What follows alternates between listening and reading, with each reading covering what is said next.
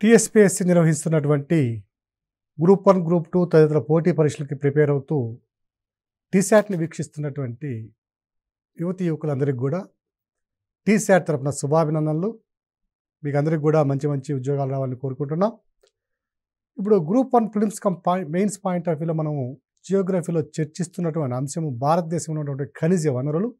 ఇప్పటికే వీటిని 4 సెషన్స్లో మనం చూడడం జరుగుతుంది. ఇప్పుడు ప్రస్తుతం ఉన్నటువంటి ఈ సెషన్లో మనం చర్చించబోయేటువంటి ఒక మినరల్ రిసోర్స్ ఖనిజ వనరు కనుక మనం చూసినట్లయితే లైమ్ స్టోన్ చాలా ప్రధానమైనటువంటి అంశం. ఇది ఎగ్జామ్స్లో దాదాపుగా ప్రతిసారి ఏదో ఒక రూపంలో ఇక్కడ బిట్ ఇవ్వడం అనేది జరుగుతూ ఉంటుంది. సో సున్నప్రాయి అనేది ఒక కాల్షియం కార్బోనేట్ అండి. ఇది CaCO3 రసాయన ఫార్ములా, దీని యొక్క రసాయనం CaCO3. వీటితో పాటుగా మనకి లైమ్ స్టోన్ అనేది డోలమైట్ రూపంలో కూడా లభిస్తుంది. డోలమైట్కి లైమ్ స్టోన్ తేడా ఏమిటంటే కాల్షియంకి మెగ్నీషియం, అంటే కాల్షియం కార్బోనేట్కి మరలా మెగ్నీషియం కనుక యాడ్ చేసినట్లయితే అది డోలమైట్ అంటాం. ఈ మెగ్నీషియం కాంపోనెంట్ అనేది ఒక 10 to 45% వేరీ అవుతుంది, అంటే కాన్సన్ట్రేషన్ డోలమైట్లో. లైమ్ స్టోన్లోనే ఈ 10 to 45%, 10% కంటే ఎక్కువ ఉంటే దాన్ని డోలమైట్ అంటాం. 40% కంటే దాటినట్టయితే దాన్ని ట్రూ డోలమైట్ అనేది అంటాం. అలాగే మరొకటి ఉంది మ్యాగ్నసైట్, MAGNESITE, మ్యాగ్నసైట్, MgCO3. ఇది కూడా ఒక రకమైనటువంటి సున్నప్రాయ మెగ్నీషియం కార్బోనేట్ ఇది. అలాగే ఇది క్యాల్సైట్తో ఇది మిక్స్ అయి ఉంటుంది, అంటే క్యాల్సైట్ అంటే CaCO3. So lime స్టోనే. So CaCO3 MgCO3 కలిస్తే కనుక దాన్ని ఏమంటున్నామంటే మ్యాగ్నసైట్ అంటున్నాం. అలాగే ఈ సున్నప్రాయన విక్షేపాలు కనుక మనం పరిశీలించినట్లయితే, దీని యొక్క ఉపయోగాలు ముందు పరిశీలించినట్లయితే సిమెంట్ పరిశ్రమకి చాలా ప్రధానమైనటువంటి మూలమైంది ఇది. సో దానికి అవసరమైనటువంటి ఉత్పాదకాలు ఏవైతే ఉన్నాయో, ఇన్పుట్స్ ఏవైతే ఉన్నాయో, ముందు సిమెంట్ తయారీకి కావాల్సిన అత్యంత ప్రధానమైన మూలకం ఏమిటంటే సున్నప్రాయి.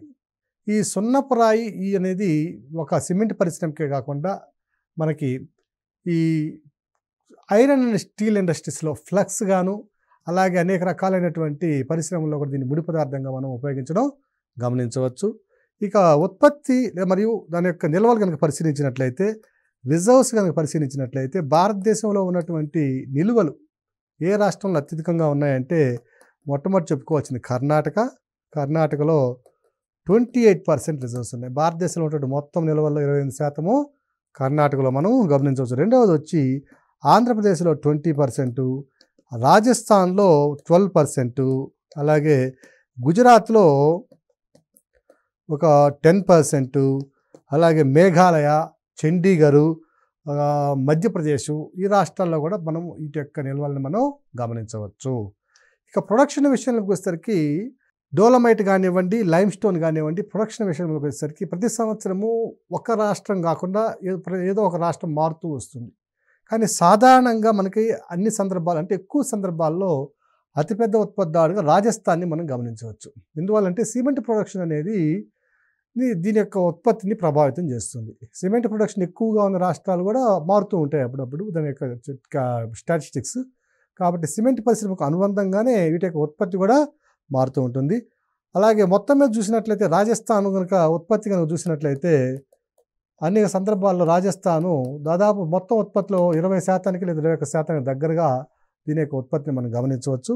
తర్వాత వచ్చి మధ్యప్రదేశ్ మరియు ఏపీ, ఈ రెండు కూడా పోటాపోటీగా రెండో స్థానంలో నిలబడుతూ ఉంటాయి.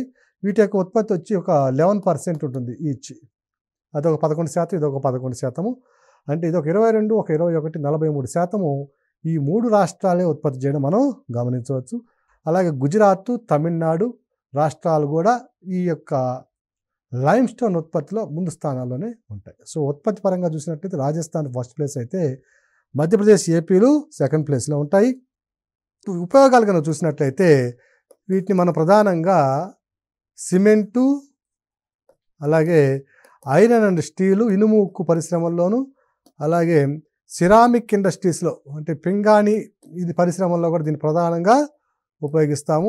అలాగే కాగిత పరిశ్రమ, పేపర్ ఇండస్ట్రీ, అలాగే టెక్స్టైల్ ఇండస్ట్రీ అంటే వస్త్ర పరిశ్రమ, అలాగే ట్యానింగ్ అంటే చర్మ శుద్ధి చేసేటువంటి పరిశ్రమల్లో కూడా దీన్ని ప్రధానంగా ముడి పదార్థంగా ఉపయోగిస్తామండి. చర్మ శుద్ధికి కూడా దీన్ని ఉపయోగించడం జరుగుతుంది.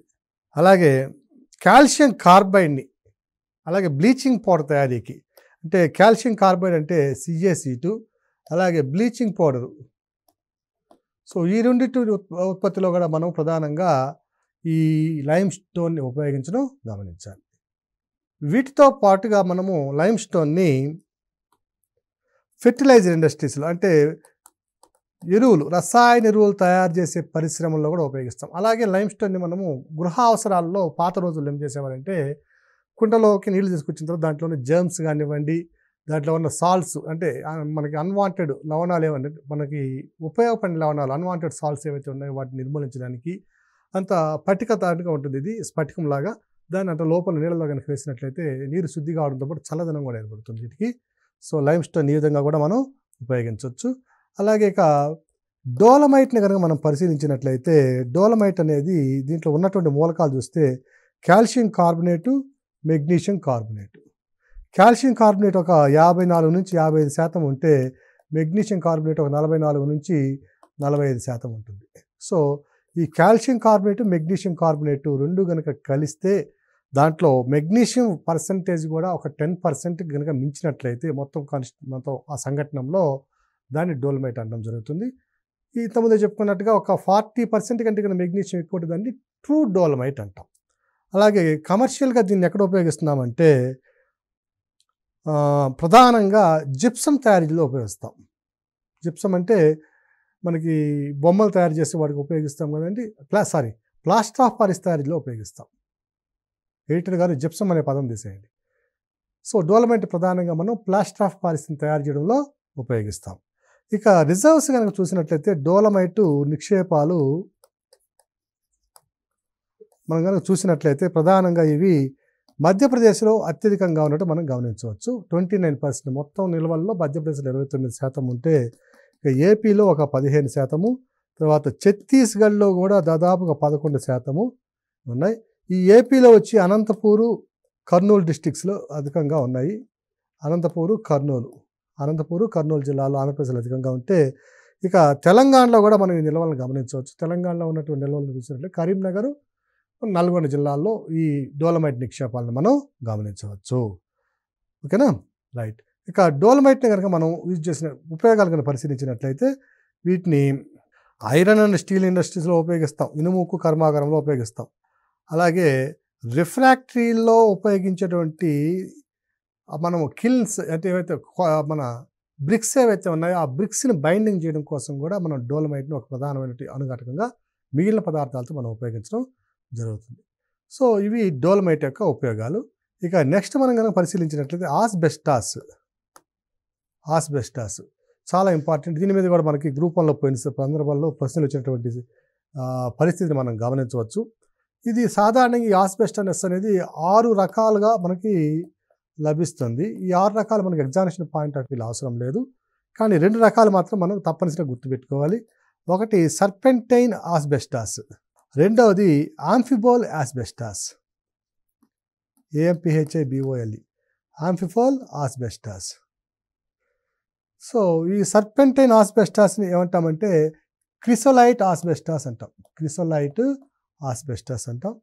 ఇక యాంఫిబోల్ ఆస్బెస్టాస్ని దాన్ని సాధారణంగా యాంఫిబోల్ ఆస్బెస్టాస్ అని పిలుస్తాం. ఈ క్రిసోలైట్ ఆస్బెస్టాస్ మీద ఇంతకుముందు గతంలో మనకి గ్రూప్ 1లోనో గ్రూప్ 2లో ప్రశ్న రావడం జరిగింది. సో దీని మీద కూడా మనం కాన్సన్ట్రేట్ చేయాలి. ఇక ఆస్బెస్టాస్ ఉపయోగాలు మనం చూసినట్లయితే ఇది ప్రధానంగా సిమెంట్ షీట్స్ తయారు చేయడానికి మనకు ఉపయోగిస్తున్నాం. సిమెంట్ రేకులు మనం గృహ అవసరాల్లో ఉపయోగించేటువంటి సిమెంట్ రేకులు, అలాగే ఇంకా మిగిలిన కొన్ని పరిశ్రమలు కూడా ఉపయోగించడానికి అవకాశం ఉంది.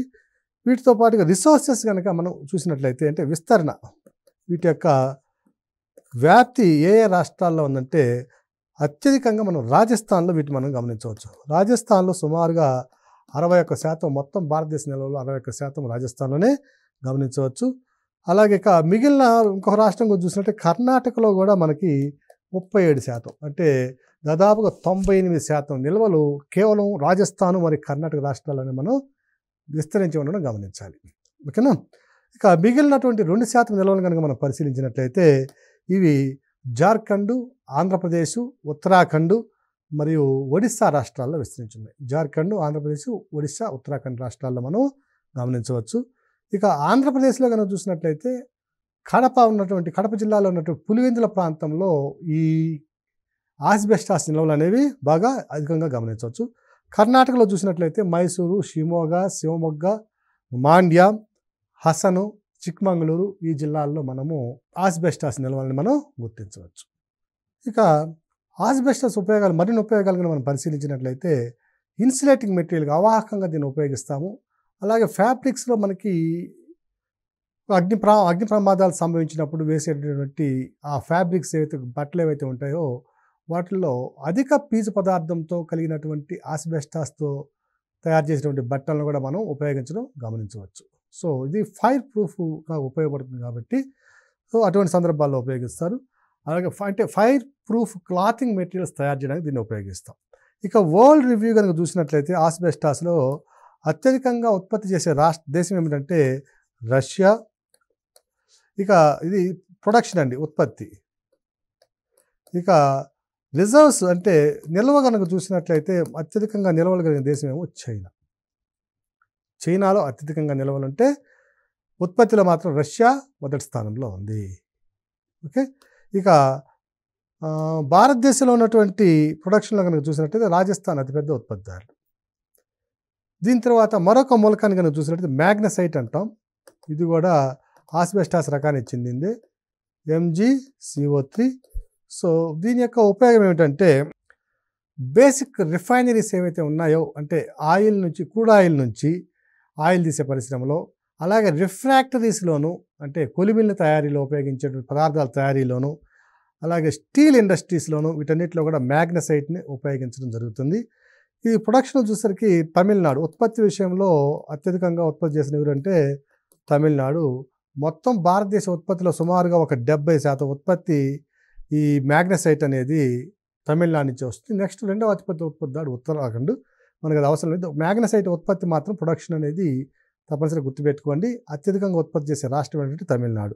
ఇక నిల్వలు కనుక చూసినట్లయితే ఉత్తరాఖండ్. నిల్వలు చూస్తే ఉత్తరాఖండ్. సో ఉత్తరాఖండ్లో అత్యధికంగా భారతదేశంలో మ్యాగ్నసైట్ నిక్షేపాలను మనం గమనించవచ్చు. ప్రధానంగా వీటిని రిఫ్రాక్టరీస్ అంటే కొలిమిలు, పెద్ద పెద్ద భారీ కొలిమిలలో ఉపయోగించేటువంటి అంటే వాటిని నిర్మించడానికి తయారు చేసిన బ్రిక్స్ కానివ్వండి, బైండింగ్ మెటీరియల్ కానివ్వండి, ఓకేనా, అలాగే ఒక ఇన్సులేటింగ్ మీడియం గాను ఈ విధంగా మనం మ్యాగ్నసైట్ అనేది ప్రధానంగా ఉపయోగించడం అనేది జరుగుతూ ఉంటుంది.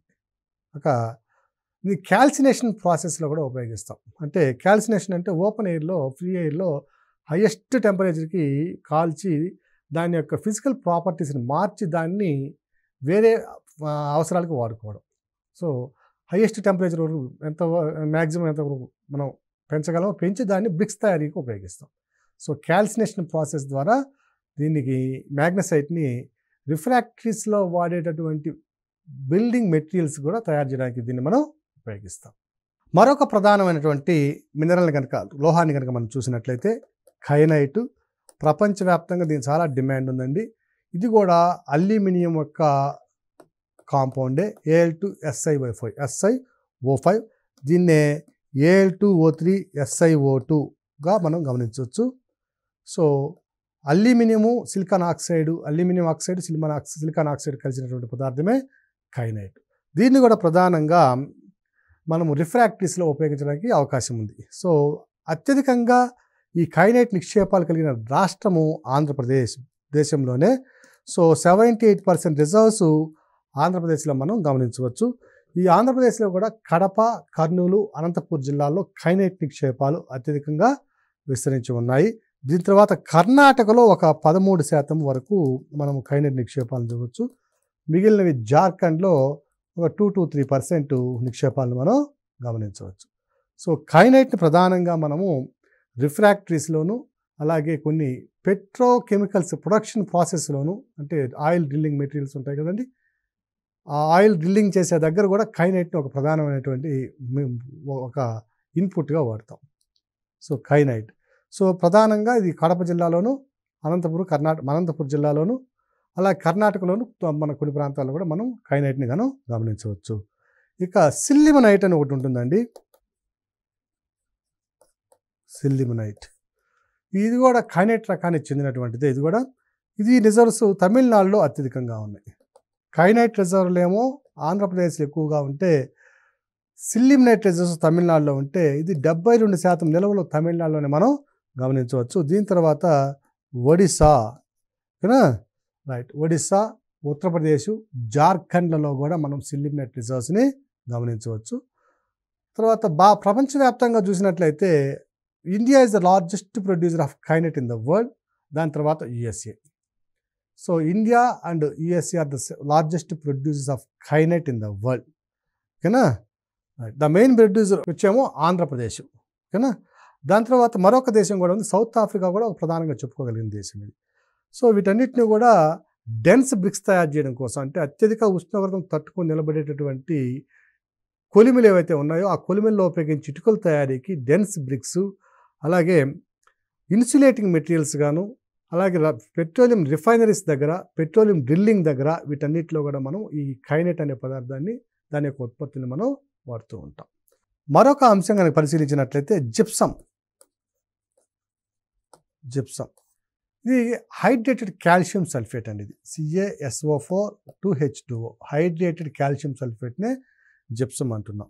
ఇంతకుముందు గతంలో ఒకసారి గ్రూప్ 2లోనూ మరి గ్రూప్ 4లోనే దీని మీద ఒక ప్రశ్న రావడం జరిగింది. ఉమ్మడి ఆంధ్రప్రదేశ్ రాష్ట్రం ఉన్నప్పుడు స్టెయిన్ స్పార్ అనేది దేన్ని తెలియజేస్తుంది అని, లేకపోతే డైరెక్ట్గా ఇండైరెక్ట్గా అడగడం జరిగింది. స్టెయిన్ స్పార్ ఈ జిప్సం కనుక ఫైబ్రస్గా ఉంటే, అంటే జిప్సంలో కొంచెం పీచు పదార్థం లాగా కనుక ఉంటే దాన్ని స్టెయిన్ స్పార్ అంటున్నాం, ఓకేనా. సో ఇలాగే దీన్ని జిప్సంని వివిధ రకాల కలర్స్లో కూడా మనము తయారు చేసుకోవచ్చు. ఈ జిప్సం నుంచి మనం ప్లాస్టర్ ఆఫ్ ప్యారిస్ తయారు చేసి, ఆ ప్లాస్టర్ ఆఫ్ ప్యారిస్ నుంచి మనము అనేక రకాలైనటువంటి బొమ్మలు, అంటే మనం వినాయక విగ్రహాలు అలాంటి విగ్రహాలు మనం తయారు చేసుకోవడానికి అవకాశం అధికంగా ఉంటుంది జిప్సమ్. సో జిప్సమ్ అనేది హైడ్రేటెడ్ కాల్షియం సల్ఫేట్. ఈ జిప్సమ్ని మెరైన్ జిప్సమ్ అని కూడా అంటాం. అంటే మనకి సముద్ర భాగంలో ఉన్నటువంటి కండ తీరపు అంచుల్లో ఉన్నటువంటి ఏవైతే మన తీగజాతి మొక్కలు అవన్నీ, అంటే ప్లాంక్టన్, ఫోటో ప్లాంక్టన్ ఇవన్నీ ఉన్నాయో వాటి నుంచి కూడా కొంత జిప్సమ్ని మనం గ్రహించవచ్చు. ప్రవాళ బిత్తికలు, అంటే కోరల్ రీఫ్స్ ఎక్కడ ఉంటాయో ఆ ప్రాంతంలో కూడా మనకి జిప్సమ్ అనేది అధికంగా లభిస్తూ ఉంటుంది. ఇక జిప్సమ్ యొక్క నిల్వలు, ఉత్పత్తిని కనుక పరిశీలించినట్లయితే భారతదేశంలో జిప్సమ్ నిల్వలు అత్యధికంగా ఉన్నటువంటి రాష్ట్రం ఏమిటంటే రాజస్థాన్. సో రాజస్థాన్లో దేశంలో ఉన్న మొత్తం నిల్వల్లో 82% నిల్వలు రాజస్థాన్లోనే మనం గమనించవచ్చు. ఇక మిగిలిన రాష్ట్రం కనుక చూసినట్లయితే జమ్మూ అండ్ కాశ్మీర్,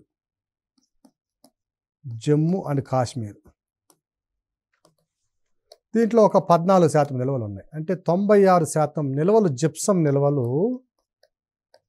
96%, రాజస్థాన్ 82%, జమ్మూ కాశ్మీర్లో 14%, 96% నిల్వలు కేవలం 2 రాష్ట్రాల్లోనే విస్తరించి ఉండడం మనం గమనించాలి. అలాగే ప్రొడక్షన్ పరంగా కనుక చూసినట్లయితే Rajasthan is the largest producer. వీటితో పాటుగా జిప్సము రాజస్థాను, జమ్మూ అండ్ కాశ్మీర్తో పాటుగా కొంతమేర ఆంధ్రప్రదేశ్, కర్ణాటక, తమిళనాడు, ఉత్తరాఖండ్ తదితర రాష్ట్రాల్లో కూడా మనం జిప్సమ్ నిల్వల్ని గమనించవచ్చు. ఓకే, ఇక ఈ జిప్సమ్ యొక్క ఉపయోగాలు మనం చూసాం, ఇంతకుముందు అనుకున్నాం. ప్లాస్టర్ ఆఫ్ ప్యారిస్ తయారు చేయడానికి, అలాగే సిమెంట్ పరిశ్రమలో కూడా విరివిగా దీన్ని ఉపయోగిస్తారు జిప్సమ్ని. ఫెర్టిలైజర్ అంటే అమ్మోనియం సల్ఫేట్ తయారు చేయడానికి ఉపయోగిస్తాం. ఇది కూడా ఒక ఇంపార్టెంట్ పాయింట్. అమ్మోనియం సల్ఫేటులో తయారు చేయడంలో మనం ఉపయోగించేది ఏమిటంటే జిప్సమ్, ఓకేనా. CaSO4 2H2 అంటే హైడ్రేటెడ్ కాల్షియం సల్ఫేట్ని మనం జిప్సమ్ అంటున్నాం కాబట్టి అమ్మోనియం సల్ఫేట్ తయారు చేయడానికి మనం జిప్సమ్ని ఉపయోగిస్తున్నాం.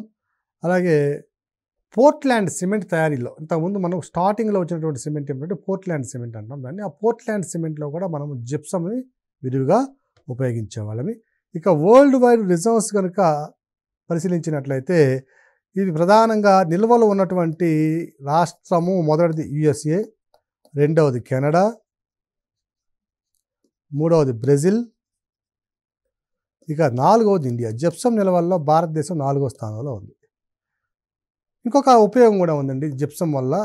మన టెన్నిస్ కోర్ట్స్ ఏవైతే ఉన్నాయో, అంటే క్లే టెన్నిస్ కోర్ట్స్ అంటాం, ఓపెన్ టెన్నిస్ కోర్ట్స్ ఉంటాయి, ఇండోర్ ఉంటుంది, అవుట్డోర్ ఉంటుంది. ఓపెన్ టెన్నిస్ కోర్ట్లో ఉన్నటువంటి ఆ కోర్టును తయారు చేయడంలో జిప్సమ్ని మనము ప్రధానమైనటువంటి క్లేగా ఉపయోగిస్తాం, ఓకేనా. సో ఆ కోర్టు తయారు చేయడంలో కింద ఉన్నటువంటి ఆ కోర్టు తయారు చేయడంలో మనం జిప్సమ్ ప్రధానంగా ఉపయోగిస్తాం. ఇక నిల్వలు చూసినట్లయితే యుఎస్ఏ, నెక్స్ట్ కెనడా. ఉత్పత్తి కనుక చూసినట్లయితే ప్రపంచవ్యాప్తంగా చూసినట్లయితే ఉత్పత్తిలో చైనా మొదటి స్థానంలో ఉంటే ఇరాన్ రెండో స్థానంలో ఉంది. సో ఉత్పత్తి ప్రపంచంలో కనుక చూసినట్లయితే మొదటిది చైనా, రెండవది ఇరాన్. చైనా దాదాపుగా ప్రపంచం మొత్తం ఉత్పత్తిలో 25% ఉత్పత్తి చైనా నుంచి రావడం మనం గమనించాలి. ఇక మరొక నాన్ ఫెర్రస్ ఎలిమెంట్ని కనుక చూసినట్లయితే అది డైమండ్స్, అవి వజ్రాలు. సో డైమండ్ అంటే మనకు తెలిసిందే. ఈ డైమండ్ మీద కూడా గతంలో గ్రూప్ 1లో ఇచ్చారు, అలాగే సివిల్స్లో కూడా దీని యొక్క కెమికల్ ప్రాపర్టీస్ మీద కొన్ని ప్రశ్నలు రావడం జరిగింది. సో డైమండ్ అనేది మనకు తెలిసిందే ప్యూర్ కార్బన్. అత్యధిక ఉష్ణోగ్రత పీడనాల వద్ద లోనైనప్పుడు కార్బను రూపాంతర ప్రక్రియ ద్వారా డైమండ్గా మారుతుంది. మనకు తెలిసిన విషయం ఏది అంటే మెటమార్ఫిక్ ప్రాసెస్ ద్వారా pure carbon can be converted into diamonds. అంటే మనకి ఏదైతే పెన్సిల్ రబ్బర్ ఏదైతే గ్రాఫైట్ అయితే ఉందో, పెన్సిల్ నీడిలు, ఆ గ్రాఫైటే ప్యూర్ కార్బన్ అనేది అదే డైమండ్గా మారుతుంది. డైమండ్స్ కనుక పరిశీలించినట్లయితే మనకి భారతదేశంలో 4 రీజన్స్ని మనం పరిశీలించవచ్చు. ఒకటి వచ్చి సౌత్ ఇండియన్ ట్రాక్ట్, అంటే దక్షిణ భారతదేశ మండలి, సౌత్ ఇండియన్ ట్రాక్ట్. ఈ సౌత్ ఇండియన్ ట్రాక్ట్లో కనుక చూసినట్లయితే మనము అనంతపూరు జిల్లాలో అధికంగా డైమండ్స్ ఉన్నట్లుగా మనం గుర్తిస్తున్నాం. మనం కూడా చూస్తున్నాం, వర్షాలు పడినప్పుడు అనంతపూర్లో పొలాల్లో కానివ్వండి, కొన్ని గుట్టల దగ్గర కానివ్వండి, ప్రజలు గుమ్ముగూడి వాటిని తవ్వుకొని అనేక సందర్భాల్లో డైమండ్స్ కానీ రంగురాళ్ళు కానివ్వండి ఇవన్నీ వాళ్ళు ఏరుకోవడం మనకు జరుగుతూనే ఉంది. సో సౌత్ ఇండియన్ ట్రాక్ట్లో అనంతపూరు, ఆ తర్వాత కడప జిల్లాల్లో మనం వీటిని గమనించవచ్చు. అలాగే కర్నూలులో ఉండేటువంటి జొన్నగిరి ప్రాంతంలో కూడా మనం డైమండ్స్ని మనం గమనించవచ్చు. ఇక సెంట్రల్ ఇండియా అంటే మధ్య భారతదేశంలో ఏం మనకు తెలిసిందని ఇంతకుముందు మనము నర్మదా నది గురించి చదివేటప్పుడు పన్నా అనే ఒక ప్రాంతాన్ని గురించి తెచ్చుకుందాం, పన్నా ప్రాంతం. సో పన్నా అనేది భారతదేశంలో ఉన్నటువంటి అతిపెద్ద వజ్రాలు కలిగినటువంటి నిల్వలు కలిగినటువంటి ప్రాంతం పన్నా ప్రాంతం. ఇది నర్మదా నదిలోయలో ఉన్నటువంటి ప్రాంతం, మధ్య ప్రాంతము. ఇది జంషెడ్పూర్కి, జబల్పూర్కి ఆ పరిసర ప్రాంతాల మధ్యలో ఉన్నటువంటి ప్రాంతము, జబల్పూర్ పరిసర ప్రాంతాల్లో ఉన్నటువంటి ప్రాంతము. తర్వాత మూడవది వచ్చి బెహ్రదీన్ కోడవలి రీజియను. ఇది వచ్చి ఛత్తీస్గఢ్లో ఉన్న ప్రాంతం. బెహ్రదీను ఇప్పటి వరకు దీని మీద ఇక్కడ రాలేదండి, ప్రశ్న రావడానికి అవకాశం ఉన్నటువంటి అంశం ఇది. ఇంతకు టచ్ లేదు ఇప్పటి వరకు. బెహ్రదీను కోడవలి ఇది ఛత్తీస్గఢ్లో ఉన్నటువంటి బస్తర్ జిల్లా లేదా బస్తర్ లోయలో ఉన్నటువంటి ప్రాంతం. సో ఈ బస్తర్ లోయ గుండా ప్రవహించిన నది ఏమిటంటే ఇంద్రావతి నది. సో ఇంద్రావతి నదిలో ఉన్న ప్రాంతంలో కూడా మనకి డైమండ్ రిజర్వ్స్ అనేవి మనం గమనించాలి. సో బస్తర్ ప్రాంతంలో ఉన్నటువంటి ప్రాంతం. ఇక నాలుగవది కనుక చూసినట్లయితే ఈస్టర్న్ ఇండియన్ ట్రాక్ట్, అంటే నాలుగవది ఈస్టర్న్ ఇండియన్ అంటే తూర్పు భారత మండలం. ఈస్టర్న్ ఇండియన్ ట్రాక్ట్ అంటే తూర్పు భారత తీర ప్రాంతం లేదా మండలి, తీర్పు మండలి. సో ఈ తూర్పు భారత తీరంలో కనుక మనం చూసినట్లయితే ఇవి ఒడిస్సా, ఓకేనా, అండ్ మహానది అంటే ఒడిస్సాలో ఉన్నటువంటి మహానది, తెలంగాణ ఏపీలో ఉన్నటువంటి గోదావరి నది, ఈ రెండు నదుల యొక్క డోబ్ ఏదైతే ఉందో అంటే పరివాహం రెండు మధ్యలో ఉన్నటువంటి ప్రాంతం ఏదైతే ఉందో ఈ ప్రాంతంలో కూడా మనం డైమండ్స్ని గమనించవచ్చు. మనము కృష్ణా నదిలోయ అలాగే గోదావరి నదిలోయ కూడా మనకి డైమండ్స్ ఉన్నటువంటి ప్రాంతాలుగా మనం గమనించాలి. సో ఈ విధంగా డైమండ్స్ మనం భారతదేశం 4 ప్రాంతాలుగా విభజించుకోవడం జరిగింది. అలాగే భారతదేశంలో ఉన్నటువంటి ఈ డైమండ్స్ యొక్క ఎస్టిమేషన్స్ ఎలా ఉన్నాయంటే 2010లో వేసిన ఎస్టిమేషన్స్ ప్రకారం భారతదేశంలో 1.04 మిలియన్ క్యారెట్స్ డైమండ్స్ ఉన్నట్టుగా మనం గుర్తించాం. ప్రపంచవ్యాప్తంగా పరిశీలించినట్లయితే మొత్తం వజ్రాల యొక్క పరిమాణము అంటే నిల్వలు దాదాపుగా 750 నుంచి 760 మిలియన్ క్యారెట్స్గా అంచనా వేస్తే అందులో భారతదేశంలో కేవలం 1 మిలియన్ క్యారెట్స్ మాత్రమే మనం గమనించవచ్చు. సో ఈ మిలియన్ క్యారెట్స్ని వెలికి తీసినప్పటికి కూడా మనకి కొన్ని లక్షల కోట్ల రూపాయలు ఆదాయం వచ్చే అవకాశం ఉన్నది.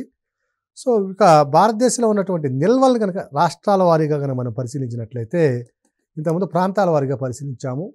ఇప్పుడు రాష్ట్రాల వారీగా కానీ పరిశీలించినట్లయితే మధ్యప్రదేశ్లో మొత్తం నిల్వల్లో 90.2% ఉన్నాయి. ఇక ఏపీలో 5.7%, ఇక ఛత్తీస్గఢ్లో వచ్చి ఒక 4% నిల్వలను మనం గమనించవచ్చు. ఇక వీటితో పాటుగా మధ్యప్రదేశ్లో ఉన్నటువంటి పన్నా పరివాహక ప్రాంతం లేదా పన్నా బెల్ట్. సో ఈ ప్రాంతం డైమండ్స్కి భారతదేశంలో అత్యంత నిల్వగలిగిన ప్రాంతంగా మనం గమనించాలి. అలాగే ఆంధ్రప్రదేశ్లోని అనంతపూర్లో వజ్రకరూర్ ప్రాంతము డైమండ్స్కి ఫేమస్. ఇక్కడ కూడా మనకు అత్యధిక మొత్తంలో అంటే అధిక మోతాదులో డైమండ్స్ మనం కనుగొనడం జరిగింది. ఇక ప్రపంచవ్యాప్తంగా పరిశీలించినట్లయితే డైమండ్స్ అంటే వజ్రాలు అధిక నిల్వలు కలిగినటువంటి దేశం ఏమిటంటే ఆస్ట్రేలియా. ఇది మొత్తం ప్రపంచం యొక్క నిల్వల్లో 1/3 వంతు నిల్వలను కలిగి ఉంది. అంటే 750 మిలియన్ క్యారెట్స్ ఉంటే ఒక 240 నుంచి 250 మిలియన్ క్యారెట్స్ వరకు నిల్వలు కలిగి 1/3 వంతు అంటే 33% నిల్వలను దాదాపుగా ఆస్ట్రేలియా ఒకటే కలిగి ఉంది. దీని తర్వాత కాంగో దేశం, డెమోక్రటిక్ రిపబ్లిక్ ఆఫ్ కాంగో, దాని తర్వాత బోట్స్వానా, అలాగే దాని తర్వాత సౌత్ ఆఫ్రికా, దాని తర్వాత స్థానంలో రష్యా. సో ఇవన్నీ కూడా అధికంగా డైమండ్స్ కలిగినటువంటి దేశాలు. ఇక డైమండ్స్ ట్రేడ్ కనుక వర్తక వాణిజ్యానికి సంబంధించిన అంశాలను కనుక మనం పరిశీలించినట్లయితే భారతదేశం అనేది డైమండ్స్ అంటే ముడి డైమండ్స్ని తీసుకొని దాన్ని పాలిషింగ్ చేసి ప్రపంచవ్యాప్తంగా కూడా వాటిని ఎక్స్పోర్ట్ చేసే దేశంగా గుర్తింపు పొందింది. గుజరాత్లో ఉన్నటువంటి సూరత్ ప్రాంతంలో దాదాపుగా ఒక 2500 నుంచి 2600 మంది అత్యంత నిపుణులైనటువంటి ఈ వజ్రాల యొక్క కార్మికులు ఉన్నారు. వజ్రాలను డైమండ్ పెట్టి చేసేటంటే డైమండ్స్ సానబెట్టి చేసి వాటిని మంచిగా నైషీలుగా తీర్చిదిద్దేటటువంటి ఈ కార్మికులు అధికంగా ఉన్నటువంటి ప్రాంతం ఏంటంటే గుజరాత్లో సూరత్ ప్రాంతం. సో ప్రపంచవ్యాప్తంగా ఉన్నటువంటి డైమండ్ పాలిషింగ్ ఇండస్ట్రీలో 80% భారతదేశంలోని గుజరాత్ ప్రాంతంలో జరగడం మనం గమనించాలి. అలాగే మనము డైమండ్స్ను కూడా మనం దిగుమతి చేసుకొని వాటిని శుద్ధి చేసి వాటిని మనలో పాలిష్ చేసి వాటిని ఒక రూపం కల్పించి మనం ఎగుమతి చేస్తూ ఉంటాం. ఇలా డైమండ్స్ని మనం ప్రధానంగా ఎవరి నుంచి దిగుమతి చేసుకుంటున్నాం అంటే మనం ప్రధానంగా బెల్జియం నుంచి దిగుమతి చేసుకుంటున్నాం. బెల్జియంని మనం దిగుమతి చేసుకునే డైమండ్స్లో 40% బెల్జియం నుంచి వస్తే నెక్స్ట్ యునైటెడ్ అరబిక్ ఎమిరేట్స్ నుంచి 25%, నెక్స్ట్ హాంకాంగ్ నుంచి ఒక 15%, అలాగే ఇజ్రాయెల్ నుంచి కూడా మనం డైమండ్స్ని దిగుమతి చేసుకొని ఒక 5%, అలాగే రష్యా నుంచి కూడా ఒక 3 to 4% డైమండ్స్ని మనము దిగుమతి చేసుకొని వాటిని పాలిష్ చేసి ఇతర దేశాలకి ఎగుమతి చేస్తూ ఉంటాం. మేజర్ ఎక్స్పోర్ట్స్ ఎక్కడ చేస్తున్నామంటే ప్రధానంగా హాంకాంగ్కి దాదాపుగా 35% ఎగుమతులు మనం చేస్తూ ఉన్నాం. హాంకాంగ్ తర్వాత వచ్చి యుఎస్ఏ, ఇది ఒక 23%, అలాగే యుఏఈ యునైటెడ్ అరబిక్ ఎమిరేట్స్ ఒక 17%, నెక్స్ట్ బెల్జియంకి ఒక 10%, అలాగే నెక్స్ట్ మనం అనుకున్నట్టు దిగుమతులు ఇజ్రాయెల్ చేసుకుంటున్నాం కదా. సో ఎంతైతే దిగుమతి చేసుకుంటున్నాం ఇజ్రాయెల్ నుంచి అంతే మొత్తంలో ఎగుమతులన్నీ కూడా మనం చేస్తూ ఉన్నాం, ఇజ్రాయెల్కి కానివ్వండి ఇతర దేశాలకు. సో దిగుమతులు మనం ప్రధానంగా బెల్జియం నుంచి చేసుకుంటే ఎగుమతులు ఎక్కువగా హాంకాంగ్కి మనం చేయడం గమనించవచ్చు. భారతదేశంలో ఉన్నటువంటి ఈ డైమండ్ వేస్ట్స్ ఏవైతే వస్తాయో, మనం సానబడేటప్పుడు వచ్చి వేస్ట్స్ ఏవైతే వస్తాయో వాటి నుంచి అనేక రకాల ఉత్పత్తులు కూడా తయారు చేస్తాం.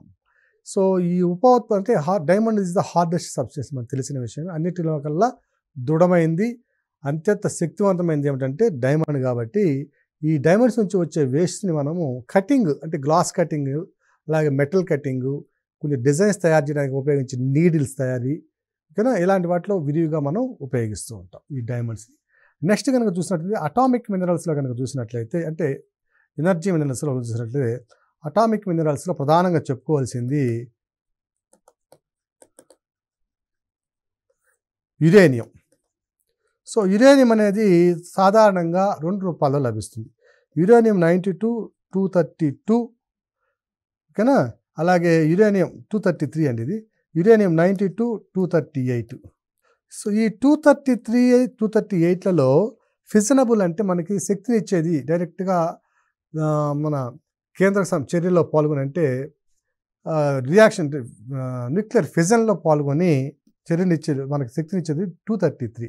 ఇది కేవలం 0.73%, 0.73% మనకి లభిస్తే యురేనియం 92-230 వచ్చి 99.3% లభిస్తుంది. సో ఇది నాట్ ఫిజనబుల్, ఇది ఫిజనబుల్. కానీ ఇది లభించే పరిమాణం చాలా తక్కువ.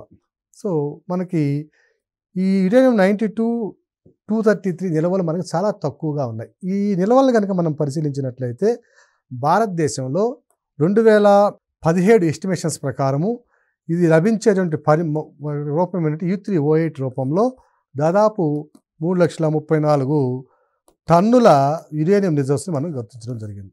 సో ఇది U3O8 రూపంలో లభిస్తుంది. అలాగే మరొక మినరల్ కనుక చూసినట్లయితే బీచ్ శాండ్. దీంట్లో బీచ్ శాండ్ నుంచి మనం ప్రధానంగా థోరియము, టైటానియము, సో ఇలాంటి మినరల్స్ని మనం ప్రధానంగా వీటి నుంచి లభించవచ్చు.